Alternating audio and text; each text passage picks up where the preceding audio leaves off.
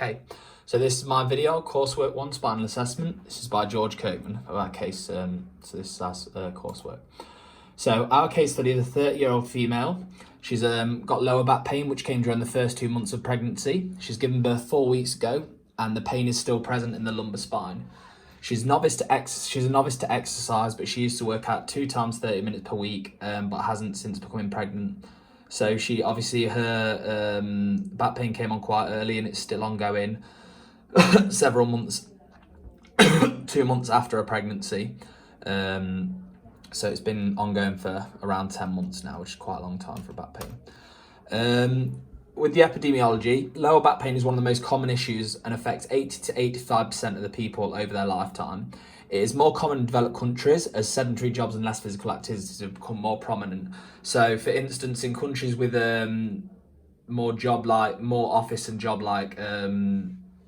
office jobs and things like that, such as the UK and more upcoming countries, there's a big back problem. This is because of sedentary jobs, people sitting down all day, having bad posture and less physical exercise being done. In more countries where physical exercise is more in use, such as poorer countries, there's less actual problem with back problems, as exercise has been proven in numerous studies to have a positive impact on back pain. 9% of adults consult their doctor annually in the UK with back pain, and studies have shown that at some point 89% of the general public would have a back issue. So, as I say, it's a very, very common very common issue to have. Lower back pain is a common musculoskeletal problem during pregnancy, with an estimated prevalence ranging from 30 to 78% in the United States of America, Europe, and some parts of Africa. So again, it's a very, very common issue during pregnancy and obviously after pregnancy. Many of the women who experience this will experience in their first episode of lumbar back pain during pregnancy. So there is contraindications for treatment of lumbar back pain. These can include non-steroidal anti-inflammatory drugs known as NSAIDs, or are contraindicated in the 3rd trimester of pregnancy. However, this patient has now had the child, which I'm using for this study, so they may be able to use that for pain relief, but it's not going to help the issue, it's just going to mask it. As this patient has recently given birth, manual therapy is not safe to perform since the ligaments used in pregnancy may be lax and are less likely to be fully healed. So in this presentation, I'm not going to use manual therapy, as various studies have shown, such as Manark 2003, that using manual therapy during pregnancy is less likely to have their ligaments fully healed, so we won't be using that, as that's too much of a risk factor in this study. It is accepted that females are more susceptible to increases in joint laxity than men. Hormonal causes have been postulated as a potential source of this increase in female joint laxity. Again, that's by Manark et al. Risk factors for developing lumbar back pain during and immediately after pregnancy. There are several factors that have been associated with the development of lower back pain during pregnancy. More specifically, laborious work, a history of lower back pain before pregnancy. As with everything, if you've had a history of it before, it's more likely to become prevalent. And a previous history of pregnancy-related lower back pain have been identified as risk factors for the development of pregnancy-related lower back pain. Pain syndromes during pregnancy impact the abdomen and pelvic musculoskeletal system, thereby causing abnormal strain on the axial lower back elements. So these are some of the risk factors that can develop during and immediately after pregnancy. Lower back pain history, multiple abortions, smoking, pain during previous pregnancy, number of pregnancies, history of hypermobility, periods of amenorrhea, increased physical workload, high body mass index, and lack of exercise and sedentary lifestyle. There are some of the risk factors that are going to affect people during and immediately after pregnancy.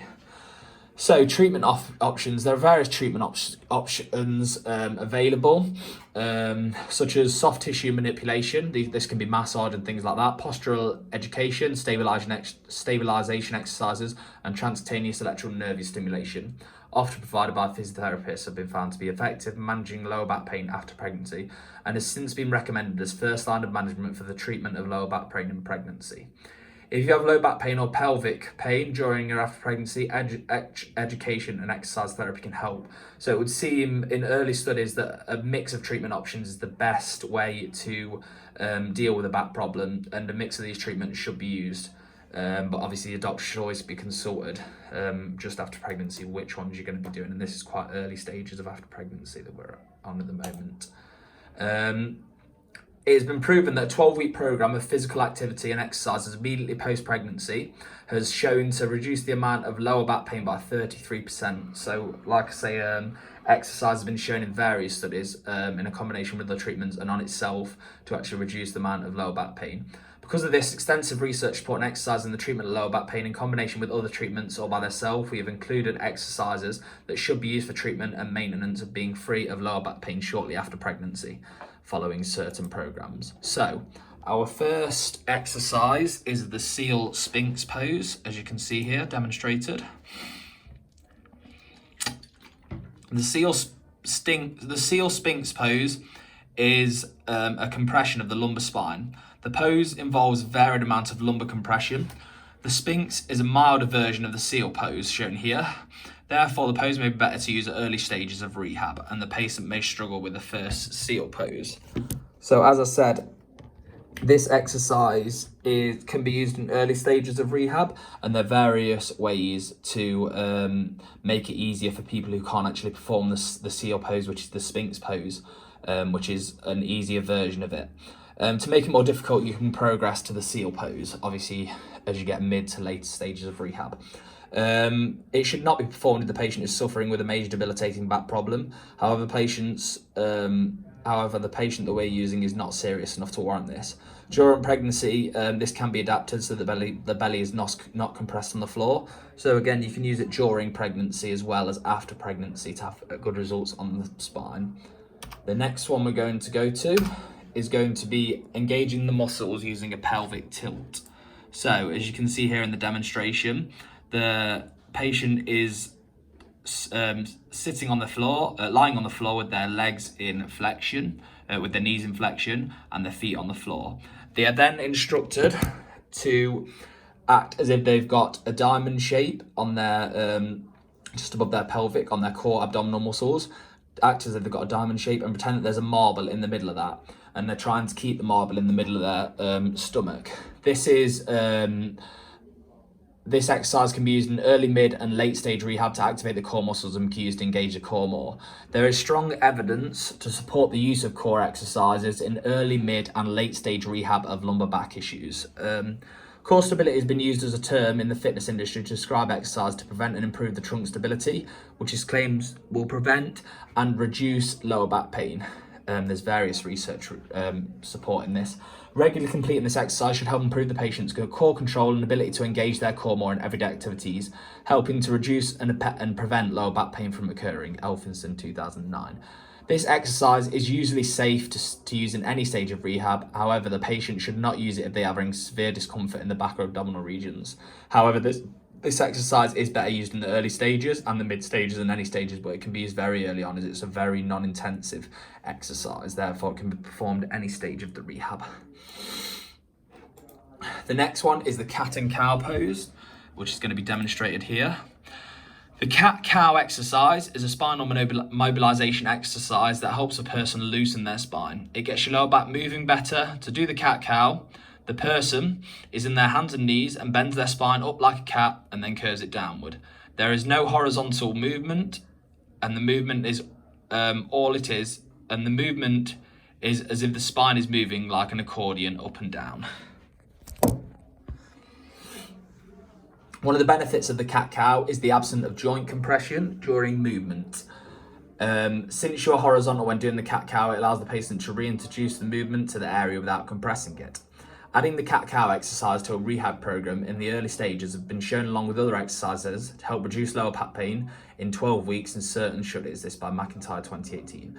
The exercise is often recommended as a starting point for restoring movements with patients who have lower back pain.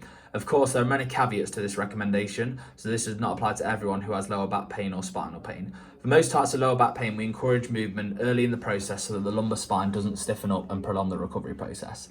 Since the cat-cow exercise is in the absence of joint compression, it is ideal to use in early to mid stages of rehab as there is the absence of compression on the spine. Then again, because this is in absence of any real compression on the spine, you can use it in quite early stages and mid stages, as again, there's not any compression or any shear forces, such as certain things standing up and stuff would obviously put pressure on the spine, whereas this doesn't have any pressure.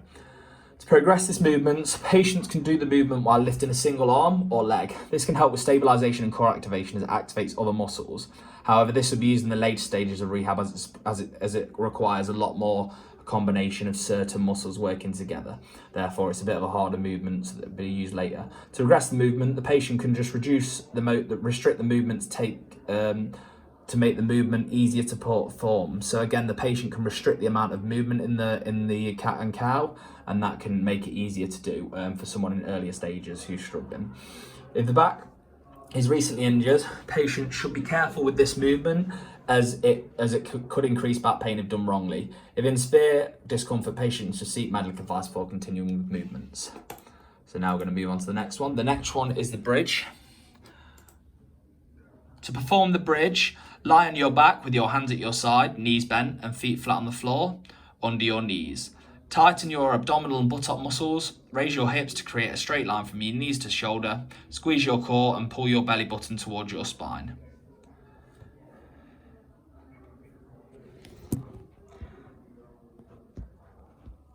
The bridge exercise helps strengthen your lower back and hip muscles, helping stabilize your spine. When performed correctly, the bridge exercise, along with other exercises, has been shown to have a positive effect on the back, helping reduce back pain in a 12-week trial, McIntyre 2018. Again, this can be performed alongside other exercises to help with certain stabilization in core, which core has been shown in numerous studies to help having a strong core has been shown to help reduce the incidence of lower back pain and help with the rehabilitation of it. It can be used at all stages of rehab, although it's better to be used in the mid to late stages, as the position is relatively harder to maintain than the exercise before this, and the exercise we showed before this, and therefore they could be detrimental if the patient is suffering with severe lumbar back pain. There are various ways to regress and progress the bridge, varying on what stage of rehab the patient is at. To regress, you can hold the position for a shorter time. Again, maybe 1 to 2 seconds rather than 5 to 10 seconds if you need to regress it to make it a bit easier. And to progress it, you can do it for a longer time, so 10 to 15 seconds.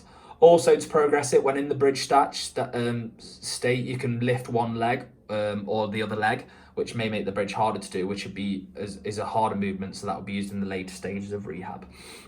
This exercise is better performed in mid to late stage rehab due to the demands on the core and the spine, therefore is not recommended in the earlier stage. Patients should make sure they're completing the movement correctly as to get the desired outcome and not create further injury. The arch position of the back when you're performing the back bridge, it can be dangerous.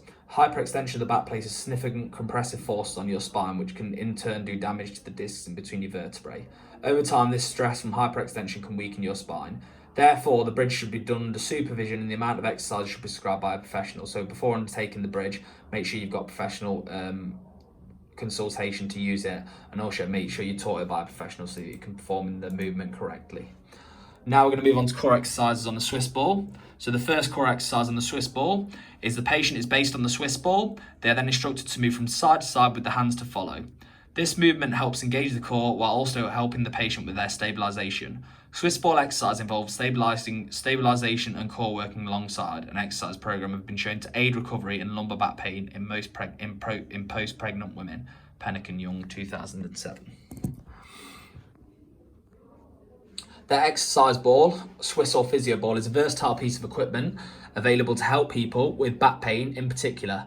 Many exercise ball programs are designed to bring movement to the spine in a controlled manner to help help keep the discs nourished. Moving the vertebrae helps nourish the discs to the spine by increasing blood flow around the disc and by causing the water to flow in and out the disc. Hyde 2010. Therefore, the Swiss ball can be a great piece of apparatus, including in a back program, as studies have shown its effectiveness in the rehabilitation program of back pain. Therefore, the exercise is better performed in the mid to late stages of rehab, usually in the late stages, as this movement requires stabilization along with good core control to do the movement correctly. If the patient is suffering with a back issue, the movement may be performed incorrectly, leading to worsening back problems. This exercise is best used in the late stages of rehab, as it is more advanced movement and requires good core control along with stability. The exercise should be done under supervision to make sure the patient is performing the movement correctly. Now we're going to move on to another core exercise on the Swiss ball. This exercise is a core and stability workout performed on the Swiss ball. The patient sits on the Swiss ball and slowly lifts one leg up while the other leg stays planted. This allows the patient to switch on the core and work on their stability throughout the exercise. As mentioned, core and stability work is essential in a back rehab program. Christiansen et al. 1996. Christian et al. 1996 conducted research into 15 women suffering with lumbar back problems during rehabilitation and found that following a 12-week program including core and stability work reduced the incidence of back pain by 54% compared to a control group who did no exercise. This exercise can be used in any stage of rehab, including the early stages, to help the patient. However, this is not a really accurate study, as the other patients did zero exercise. Therefore, this study wouldn't be very recommended, as if someone is doing exercise compared to someone who's not doing any exercise, there's obviously going to be differences. The patient should only perform the exercise once the patient knows how to correctly perform it to prevent any further issues. If lumbar pain is severe in the early stages of rehab, the exercise on the Swiss ball should not be prescribed until the back pain is reduced. So again, these are mid to late stage exercises performed on a Swiss ball, and this requires more necessary stabilization and core work to be able to perform these exercises correctly. The next exercise we're going to show is a prone ball roll. The prone ball roll exercise is in the prone ball roll exercise, the patient rolls the ball away from them whilst maintaining a strong core and balance. Once the ball is rolled away, then it rolled back whilst maintaining the same core and balance. The prone ball roll works the core and trunk region and is vital in the maintenance and rehab of a back problem. Core stability has been used as a term in the fitness industry to describe exercises to prevent and improve the trunk stability, which is claimed will prevent and reduce lower back pain. Richardson et al. 1999. As studies have shown, working on the trunk stability will reduce lower back pain and is an ideal exercise to aid in this. The prone ball roll exercise can be used at any stage of the rehab, including early, medium, and late, but it may be advised to be used medium/later in the rehab, as the patient has increased range of movement and the stability to perform the exercise correctly to prevent further damage. To progress the movement in later rehab, the patient can bring their legs up so that they're maintaining a similar position to a plank and then roll the ball forward. This should only be used in the late stages of rehab, as this requires even more additional control, stability, and core strength. Patients should not use the Swiss ball exercise if suffering from weakened trunk or stability issues. Therefore, the exercise immediately after birth is not recommended, as the muscles around the pelvic region will be lax and weak and not strengthened. Patients should also consult with a professional to make sure they are performing the movement correctly. The next exercise and last exercise we're going to go on to is the jackknife Swiss ball exercise. The jackknife Swiss ball exercise. You get into the push-up position with your shins resting on top of the stability ball. You can do this by kneeling in front of a stability ball, lying with your waist on the top of the ball, and then crawling forward in your hands, using your legs to push the ball back. Exhale as you flex your knees, hips, and waist, and pull your knees all the way up towards your chest. Allow your shins to roll over the ball.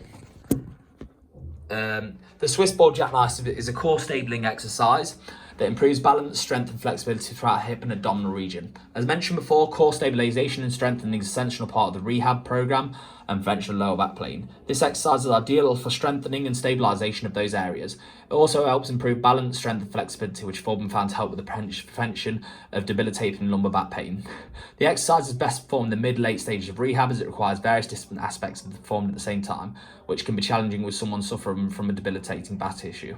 It also requires strength in the arms for the patient to hold the position throughout the movement. This movement should be performed in the mid to late stages of rehab, as it is a complex movement requiring various different body parts to work together. This movement should be taught by a professional, and the patient should be made they are doing the movement correctly. Now we're going to go on to our conclusion. We've shown you various exercises there that can help towards the prevention and the rehabilitation from back injury. All these exercises can be used to help and should be designated by a fitness professional to help in the reduction. Lower back pain during and after pregnancy can be severely debilitating for some women, and midwives can provide help and support for the group of women by providing advice, reassurance, and onward referral where needed. Working exercise classes has been found to have positive impact on lumbar back pain, with classes such as yoga and Pilates have a positive effect on lumbar pain. Thornton et al. 2006. Again, this is why this can be used in a group situation. You can use Pilates and yoga classes and use these exercises in there to help with the lumbar back pain and to also help prevention of problems in the future with lumbar back pain. There's also been various studies advocating the use of stabilisation exercises, therefore they have been implemented in this study. Again, we've used a lot of stabilisation exercises in this study, as they've been shown to help. Bogart 2018 found the effects of stabilisation exercise vary based on type of pain, type of exercise, location of pain, and timing of intervention. Overall, the use of stabilisation exercise is beneficial in reducing lower back pain and pelvic girdle pain in pregnant and post-pregnant women. Further rehabilitation during pregnancy may prevent future episodes of low back and pelvic girdle pain in subsequent pregnancies. Exercises should be performed along with other rehabilitation methods such as massage, good posture, heat and cold packs, and support belts. Using these treatments in combination allows the best chance of prevention and rehabilitation from lumbar back pain. So again, the best chance of rehabilitation and prevention from lumbar back pain is a combination of certain treatments: exercise, massage, hot and cold packs, posture, all these things, keeping an active, healthy lifestyle, all contribute to help and improvement in the lower back pain, and there's been plenty of studies that have contributed to that. There are various ways to reduce lower back pain during and following pregnancy. A mixture of treatment should be used to allow for the best possible results and prevention of lumbar pain in the future. As I've just said, the best way to prevent this is to use a mix of treatments and various exercises that have been included in the video. Hope you enjoyed this video. My references are here. Thank you very much.